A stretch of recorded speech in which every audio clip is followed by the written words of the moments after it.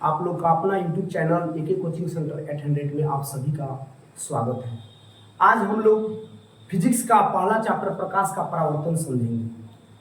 प्रकाश क्या है, इसको जानने से पहले सबसे पहले यह हम लोग को जानना बहुत जरूरी है कि किसी वस्तु को देखने के लिए, किसी भी वस्तु को देखने के लिए हमें प्रकाश की आवश्यकता होती है। प्रकाश एक बाह्य भौतिक कारण है। किसी वस्तु को देखने के लिए, जैसे मान लीजिए कोई अंधेरा क्षेत्र है, एक स्वस्थ मनुष्य भी प्रकाश को नहीं देख पाता है। आखिर क्या कारण है कि प्रकाश को नहीं देख पाता है? तो प्रकाश को देखने के लिए सबसे पहले हम क्या करेंगे कि प्रकाश दिखता है कि नहीं दिखता है, इसको जानने से पहले एक अंधेरे किसी कमरे में जाएंगे। अंधेरे कमरे में जाएंगे तो हमें कोई वस्तु दिखाई नहीं पड़ेगी। तो हम एक लाइट अगर जला देते हैं तो लाइट जो है, जब लाइट जलती है तो उसका प्रकाश जो है किसी वस्तु पर पड़ता है। पड़ने के बाद में, परावर्तन के बाद हमारे क्या होता है, आंखों पर पड़ता है, तब हम किसी वस्तु को देख पाते हैं। तब प्रकाश एक बाह्य भौतिक कारण है। प्रकाश क्या है? एक बाह्य भौतिक कारण है। तो आइए हम लोग प्रकाश के बारे में कुछ तथ्य को जानते हैं। तो प्रकाश एक बाह्य भौतिक कारण है और प्रकाश एक ऊर्जा भी है। प्रकाश ऊर्जा इस प्रकार से है कि मान लीजिए कोई वस्तु है, या आप लोग फोटो कैमरा पर देखते हैं, फोटो कैमरा जब चालू होता है या कोई बल्ब जब जलता है तो उसमें क्या होता है, उसमें से ऊर्जा निकलती है। वही ऊर्जा क्या होती है, किसी वस्तु पर पड़ती है, फिर हमारे आंखों के पास आती है, तब हमें कोई वस्तु दिखाई पड़ता है। प्रकाश की चलने की भी गति होती है, जैसे निर्वात यानी वायु में प्रकाश की चाल 3 × 10⁸ मीटर/सेकंड होती है। तो प्रकाश का कुछ तथ्य है प्रकाश के बारे में। देखिए, प्रकाश एक बाह्य भौतिक कारण है। प्रकाश एक ऊर्जा है। प्रकाश हमेशा सीधी रेखा में गमन करती है। प्रकाश जो होती है हमेशा सीधी रेखा में क्या होती है, गमन करती है। प्रकाश एक विद्युत चुंबकीय तरंग भी है। ये सब एक नंबरिया क्वेश्चन में, वस्तुनिष्ठ प्रश्न में आता है। प्रकाश एक विद्युत चुंबकीय तरंग है। निर्वात में प्रकाश का वेग 3 × 10⁸ मीटर/सेकंड होता है। 19वीं शताब्दी में एक अपारदर्शी वस्तु, यानी जो प्रकाश किसी वस्तु को आर पार नहीं कर पाती है, उसको अपारदर्शी वस्तु कहते हैं। तो अपारदर्शी वस्तु, एक छोटा सा अपारदर्शी वस्तु को जब प्रकाश उससे टकराई तो उसका जो थोड़ा सा, एकदम छोटा सा, मान लीजिए कोई कण है, वो भी अपारदर्शी है, तो टकराने के बाद में वह तीक्ष्ण यानी मुड़ गई, यानी थोड़ा सा क्या हो गई, मुड़ गई, थोड़ा सा किसी अंश से टकराने के बाद मुड़ गई, उसे कहते हैं विवर्तन। तो इसके बारे में हम विशेष आगे टॉपिक में हम लोग जानेंगे। तो देखिए, प्रकाश, निर्वात में प्रकाश का वेग 3 × 10⁸ मीटर/सेकंड होता है। इसका मतलब क्या है, देखिए, मीटर/सेकंड यानी मीटर/सेकंड। जब इसको हम लोग हल करेंगे तो मीटर/सेकंड का पावर -3 हो जाएगा। अब प्रकाश जिस माध्यम से चलती है, यानी जिस रास्ते पर हम लोग को चलने के लिए रास्ते की जरूरत होती है, उसी प्रकार प्रकाश जिस रास्ते से चलती है उसको क्या कहते हैं, किरण कहते हैं। प्रकाश जिस रास्ते से चलती है उसको क्या कहते हैं, किरण कहते हैं। प्रकाश पुंज क्या है? तो प्रकाश पुंज जो है किरणों के समूह, यानी मान लीजिए यहाँ से प्रकाश आ रही है तो एक समूह में चलती है और सीधी रेखा में चलती है। जब समूह में चलती है तो उसे क्या कहते हैं, प्रकाश पुंज कहते हैं, यानी किरणों के समूह को प्रकाश पुंज कहते हैं। यह 3 प्रकार की होती है, एक समानांतर, दूसरा अभिसारी, तीसरा अपसारी। आइए बारी बारी से हम इसके बारे में समझते हैं। समानांतर प्रकाश पुंज, समानांतर रेखा पहले समझ लीजिए। यह समानांतर रेखा जो होती है, यानी 2 रेखाओं के बीच में समान दूरी हो, 2 रेखाओं के बीच में समान दूरी हो। मान लीजिए कि यह एक रेखा जा रही है, फिर दूसरी रेखा ऐसे जा रही है, क्या ये समानांतर हो सकती है? नहीं, क्योंकि आदि, इसका एक और डिफिनीशन होता है, आदि और अंत कहीं कटती हुई प्रतीत न हो, उसे समानांतर रेखा कहते हैं। तो देखिए, जब इसको बढ़ाइएगा तो कहीं ना कहीं जाके कट जाएगी, तो कट जाएगी तो ये समानांतर नहीं हो सकती है। या शुरू में मान लीजिए कि जैसे यहाँ से प्रकाश आ रही है और ऐसे जा रही है प्रकाश, तो देखिए पीछे की तरफ बढ़ाइएगा तो भी कट जाएगी। आप कहने का मतलब है आदि और अंत, यानी शुरू और खत्म, यानी दोनों कहीं करती हुई प्रतीत होती है, तो वह क्या, वह जो है समानांतर रेखा नहीं कही जा सकती है। यानी समानांतर रेखा वही कही जा सकती है जिस 2 रेखाओं के बीच में समान दूरी है। दो रेखाओं के बीच में अगर समान दूरी हो तो उसको क्या कहेंगे? समानांतर रेखा कहेंगे। तो समानांतर प्रकाश पुंज जो है, जिस प्रकाश की सभी किरणें समानांतर होती है उसे समानांतर प्रकाश पुंज कहते हैं। जैसे देखिए ये दोनों के बीच में समान दूरी है, इसको क्या कहेंगे? समानांतर प्रकाश पुंज कहेंगे। दूसरा है अभिसारी। अभिसारी या संश्रित प्रकाश पुंज किसे कहते हैं? तो अभिसारी और संश्रित एक ही प्रकार की चीज है, यानी कहने का मतलब है एक ही शब्द है, इसको अलग अलग रूप में क्या किया जाता है? लिखा जाता है। तो जैसे देखिए जिस प्रकाश पुंज की सभी किरणें एक बिंदु पर मिलती है, जैसे मान लीजिए यहां से भी किरण आई गई, यहां से भी किरण आ गई, यहां से भी किरण आ गई और आके किसी एक बिंदु पर मिलती है, उसे क्या कहेंगे? अभिसारी या संश्रित प्रकाश पुंज कहेंगे। तो इसका एक स्क्रीनशॉट ले लीजिए, फिर नेक्स्ट हम देखते हैं। आइए अब हम अपसारी के बारे में समझते हैं। जैसे अभी हम लोग समझे हैं प्रकाश किरणें जो होती है वो तीन प्रकार की होती है, समानांतर, अभिसारी, अपसारी। तो ध्यान दीजिएगा, समानांतर का अभी समझाया गया है कि समानांतर एक का मतलब होता है बराबर, यानी दो किरणों के बीच में समान दूरी हो। जैसे दो हाथ है, इस दोनों के बीच में समान दूरी होती है, क्या हो जाएगी? समानांतर। ऐसे हो जाएगी तो समानांतर नहीं होगी, कहीं ना कहीं जाके मिल गई। अभिसारी का मतलब होता है कि प्रकाश किरणें कहीं से भी आए, कहीं से भी आए, ऐसे कहीं से भी आए और एक बिंदु पर मिल जाए, उसे कहते हैं अभिसारी। अपसारी यानी अपसारी का मतलब होता है कि एक बिंदु से प्रत्येक दिशा में जाए, इसको क्या कहते हैं? अपसारी कहते हैं। तो देखिए अपसारी प्रकाश पुंज, जिस प्रकाश पुंज के सभी किरणें एक बिंदु से निर्गत होती है, निकलती है। निर्गत माने निकलती है, निर्गत होकर विभिन्न दिशाओं में फैल जाती है। देखिए तो विभिन्न दिशाओं में जा रही है, विभिन्न दिशाओं में जा रही है, तो उसे अपसारी प्रकाश पुंज या अपसृत प्रकाश पुंज भी कहते हैं। अपसृत और अपसारी एक ही चीज होती है। अब नेक्स्ट आते हैं आत्मदीप्त। देखिए आत्मदीप्त का मतलब होता है कि स्वयं अपना प्रकाश उत्सर्जित करना। पदार्थ तो दुनिया की सारी चीज हम जितना देखते हैं सभी पदार्थ ही है। तो जब सब पदार्थ है तो जैसे सूर्य, तारे, ये सब भी पदार्थ है। हम भी पदार्थ के अंतर्गत आएंगे क्योंकि हम में भी भार है, हमारा भी आकार और हमारा भी, जैसे हम भी पदार्थ है और उसके बाद हम में भी भार होती है, हम में भी दाब होती है, हम में भी आयतन होती है। हर जिस चीज में भार हो यानी भार हो, आकार, उसका आकार हो, आयतन हो, ये सब क्या होती है? ये सभी क्या कहलाएगी? पदार्थ कहलाएगी। तो आत्मदीप्त का मतलब होता है कि जो स्वयं आत्मदीप्त प्रकाश पुंज, प्रकाश जो होता है, पदार्थ जो होता है, जो स्वयं अपनी प्रकाश को क्या करता है? उत्सर्जित करता है, यानी स्वयं अपने प्रकाश को उत्सर्जित करता है। जैसे आप लोग देख सकते हैं सूर्य को, सूर्य का स्वयं अपना प्रकाश उत्सर्जित करता है। तारे स्वयं अपने प्रकाश उत्सर्जित करते हैं। अदीप्त का मतलब होता है जो स्वयं अपना प्रकाश उत्सर्जित न करता है। जैसे टेबुल प्रकाश उत्सर्जित करेगा? नहीं। ये बोर्ड प्रकाश उत्सर्जित करेगा? नहीं। हम लोग प्रकाश उत्सर्जित करेंगे? नहीं। ईंटा प्रकाश उत्सर्जित कर सकता है? पत्थर प्रकाश उत्सर्जित कर सकता है? नहीं। तो जो प्रकाश उत्सर्जित न करे वो अदीप्त होता है और जो प्रकाश उत्सर्जित करता है वो आत्मदीप्त होता है। तो लेकिन देखिए अदीप्त जो होता है वो प्रकाश उत्सर्जित नहीं करता है, प्रकाश को परावर्तित कर देता है। जैसे चंद्रमा, आप लोग देख लीजिए, चंद्रमा के पास अपना प्रकाश उत्सर्जित नहीं होता है, लेकिन आप लोग कहेंगे सर रात में तो चंद्रमा को हम लोग देखते हैं, चंद्रमा को उसका प्रकाश उत्सर्जित करते हुए देखते हैं। तो जी नहीं, यह सब जो है घूर्णन गति के कारण होता है। यानी प्रकाश, जब सूर्य का प्रकाश जब चंद्रमा के सतह पर पड़ता है तो उसे परावर्तित होकर क्या होती है? हमारे पास प्रकाश आती है। तो उनके पास कोई प्रकाश अपना नहीं होता है। आइए इसको डिफिनीशन के माध्यम से हम लोग समझने का प्रयत्न करते हैं।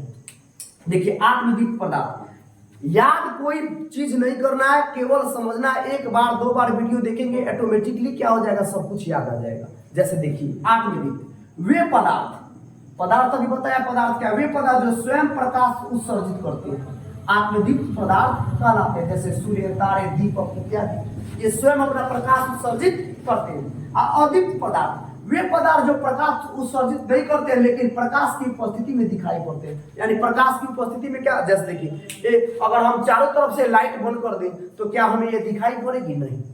हम अभी इसके पहले वाला वीडियो में बताए हैं कि हम लोग प्रकाश को देख नहीं सकते हैं। एक स्वस्थ मनुष्य भी प्रकाश को देख नहीं सकता है। स्वस्थ मनुष्य से क्या मतलब है, क्या तात्पर्य है, यानी स्वस्थ मनुष्य जो होगा उसका स्वच्छ क्या होगा, उसका स्वस्थ आंख होगा।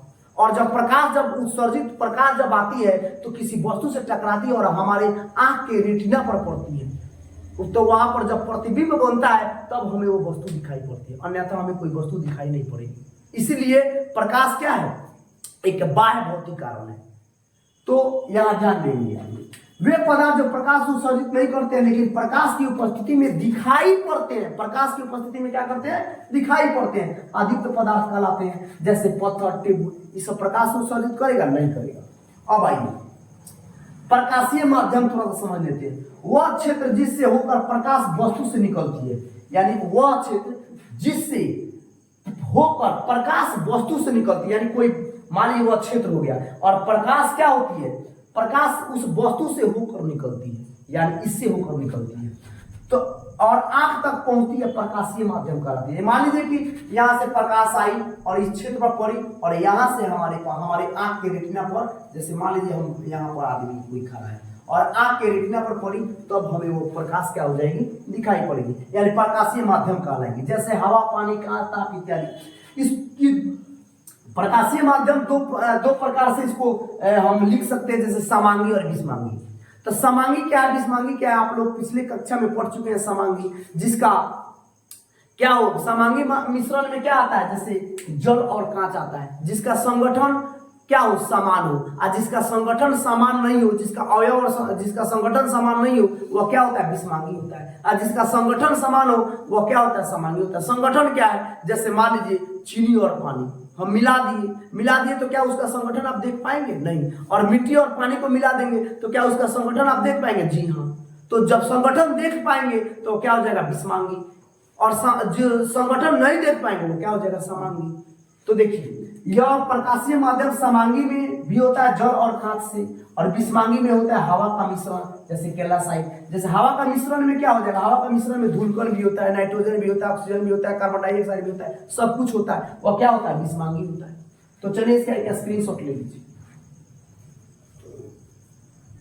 अब आइए आगे देखते हैं हम पारदर्शी और अपारदर्शी पदार्थ। तो पारदर्शी क्या है, अपारदर्शी क्या है। पारदर्शी देखिए, हर किसी भी चीज का डिफिनेशन उसके शब्द में छिपा होता है। पारदर्शी यानी पार कर जाए, यानी कोई वस्तु पार कर जाए, आदर्शी माने दिखना, पार करके दिख जाए। तो जो वस्तु पार करके दिख जाए उसे पारदर्शी कहते हैं, और जो वस्तु पार नहीं करे उसे अपारदर्शी कहते हैं। जैसे देखिए, मान लीजिए कोई वस्तु रखे हैं और वो क्या होती है, आर पार कर जाती है, तो उसे क्या कहते हैं, पारदर्शी। आप कोई मान लीजिए प्रकाश चल रही है, प्रकाश अपने रास्ते में चल रही है और उसको आर पार कर जाए तो पारदर्शी कहलाएगी। जैसे मान लीजिए शीशा है कांच का, तो शीशा है, पानी है, तो उसको आर पार कर जाएगी कि नहीं कर देगी। शीशा में हम लोग देखते हैं प्रकाश, कोई वस्तु देख रहे हैं तो दिख जाता है कि नहीं। जब प्रकाश टकरा के आर पार करता है तभी ना उसको पारदर्शी कहते हैं। तो प्रकाश अपने रास्ते में रखी किसी वस्तु को आर पार कर जाती है तो उसको पारदर्शी कहते हैं।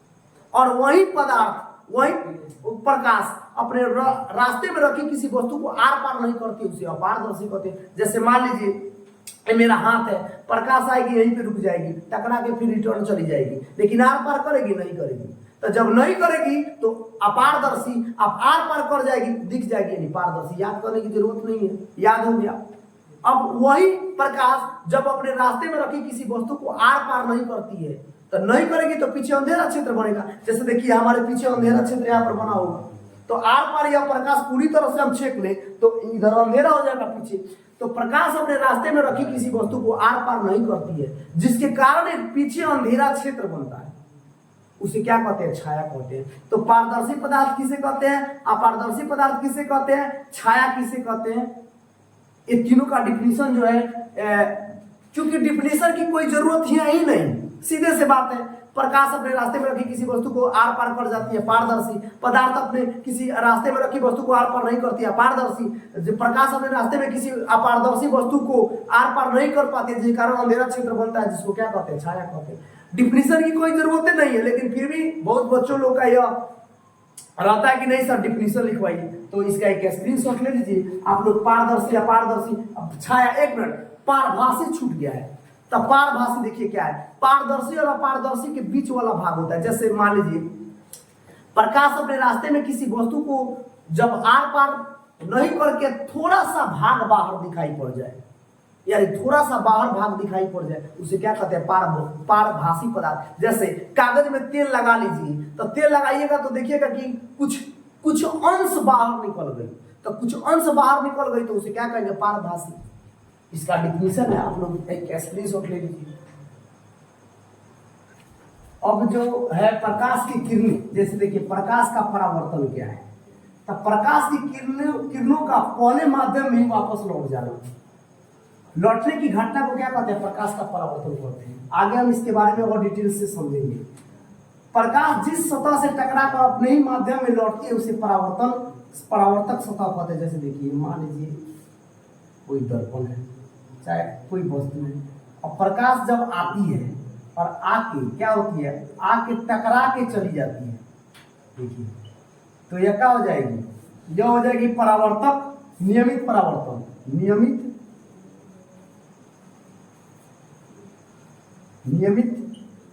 परावर्तन।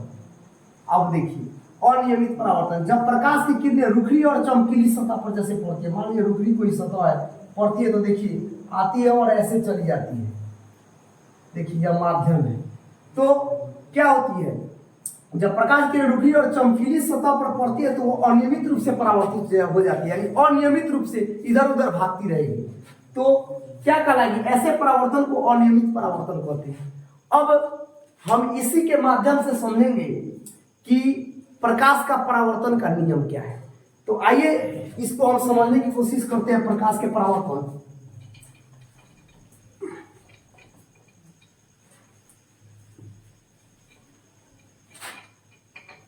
मान लीजिए कोई यह समतल दर्पण है, यह कोई समतल दर्पण है, यह क्या किया जा रहा है, इसको कलई कहते हैं, कलई कर रहे हैं यानी पेंट करना। हम इसको क्या कर रहे हैं, पेंट कर रहे हैं। जब कोई किरण आती है तो ध्यान रखिएगा, याद करने की जरूरत नहीं है, केवल समझना है। जब कोई किरण आती है तो उसको क्या कहेंगे, आपतित, यानी आ रही है तो आपतित, जा रही है तो परावर्तित। तो आ रही है तो हम क्या कहेंगे, आपतित किरण, और टकरा के जब जाएगी तो क्या कहेंगे इसको, परावर्तित किरण, परावर्तित किरण। तो कोई प्रकाश आती है तो क्या हो जाएगा, आपतित, और टकरा के जाएगी तो परावर्तित। और अभिलंब जो होता है वह सीधी रेखा में, देखिए सीधी रेखा नहीं बना, सीधी रेखा में आएगी और फिर इसी माध्यम से चली जाएगी, उसको क्या कहेंगे, अभिलंब कहेंगे, अभिलंब। और यह तीनों जो किरण है जिस बिंदु पर टकराती है उसको क्या कहेंगे, आपतन बिंदु, और टकरा के जाती है उसको कहेंगे परावर्तन बिंदु। एक बार फिर से समझिए, याद करने की जरूरत नहीं है, इसका कोई परिभाषा लिखने की जरूरत नहीं है, बस दिमाग में बैठा लीजिए। कोई किरण मान लीजिए यहाँ से कोई प्रकाश आ रही है, तो आ रही है तो आना यानी आपतित, और टकरा के जाना यानी परावर्तित, यानी टकरा के चली गई परावर्तित।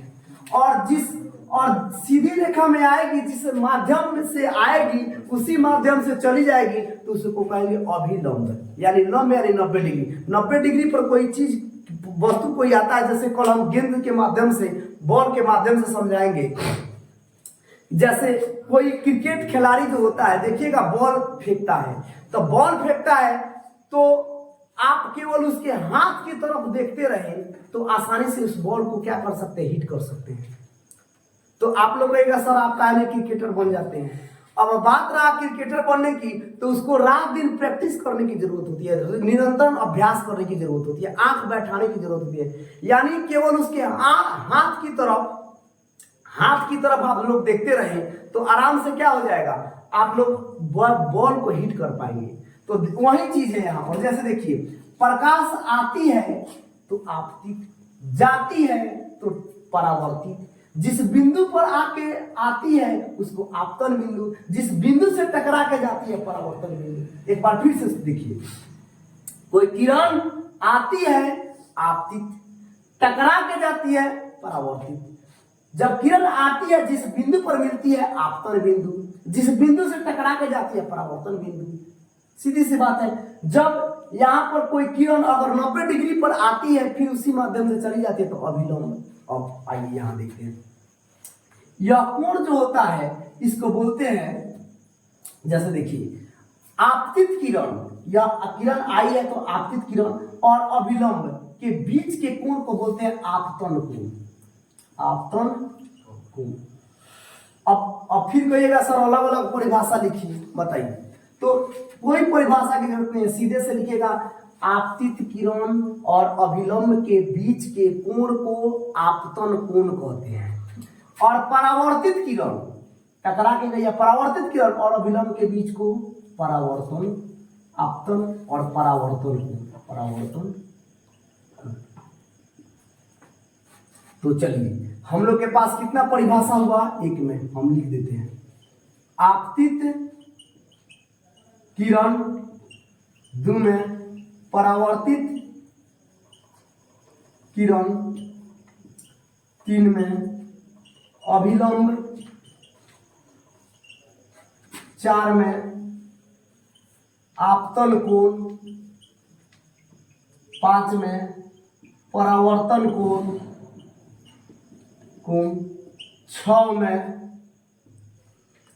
आपतन बिंदु 7 में, परावर्तन बिंदु। ये चीज समझना जरूरी है। जैसे देखिए एक बार फिर से समझा देते हैं सबको, सब परिभाषा को, डिफिनेशन को एक बार फिर समझाते हैं। जब कोई समतल दर्पण हो या कोई चिकना सतह और नीचे कलई करने का मतलब ये है, पेंट करने का मतलब है उसको अपारदर्शी बना दिए हम लोग। यानी आप पेंट देखिए, शीशा में आप लोग कब देख पाइएगा, ऐनक में कब देख पाइएगा, देखिएगा ऐनक को पीछे उधार के पीछे पेंट लाल रंग से या हरा रंग से पेंट किया जाता है। क्यों किया जाता है कि प्रकाश आर पार नहीं करे। जब आर पार कर जाएगी तो कोई वस्तु दिखाई नहीं देगी, तो उसको पेंट इसलिए किया जाता है कि कोई किरण आए और टकरा के सीधे आपके आंख के रेटिना पर पड़े तभी आपका वस्तु दिखाई पड़ेगा। तो जब कोई चिकना सतह, मान लीजिए ये ऐनक है यानी शीशा है, पीछे नीचे से पेंट कर दिए तो कोई भी किरण आएगी और टकरा के चली जाएगी। तो देखिए जब कोई किरण आती है तो आपतित किरण, टकरा के जाती है परावर्तित किरण, जिस रास्ते से आती है उसी 90 डिग्री पर और फिर उसी माध्यम से चली जाती है तो अभिलंब। कोई किरण आती है जिस बिंदु पर मिलती है आपतन बिंदु, कोई किरण टकरा के जाती है जिस बिंदु से टकरा के जाती है परावर्तन कोण, परावर्तन बिंदु। आपतित किरण और अभिलंब के बीच के कोण को आपतन कोण, परावर्तित किरण और अभिलंब के बीच को कोण को परावर्तन कोण कहते हैं। तो ये हमारा क्या हुआ, इस सबका डिफिनेशन हुआ। अब पढ़ते हैं परावर्तन के नियम कितने होते हैं। तो परावर्तन के 2 नियम होते हैं। अब देखिए पहले समझ लेते हैं फिर परिभाषा समझते हैं। इसका परिभाषा भी हम लिख देंगे, इसका डिफिनेशन भी।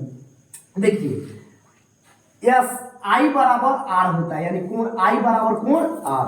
अब इसको लिख सकते हैं कोण आई बराबर कोण आर, यानी आपतन कोण परावर्तन कोण के बराबर होता है।